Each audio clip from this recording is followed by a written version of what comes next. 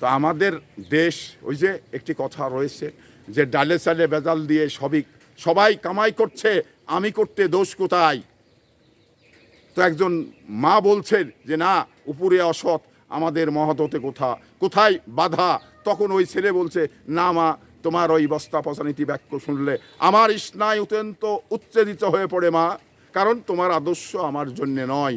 BA পাশ করে একটি পিয়নের চাকরি পর্যন্ত পেলুম না, এ যে কি দুর্বিষহ যন্ত্রণা, এটা আমি তোমাকে বোঝাতে পারছি না।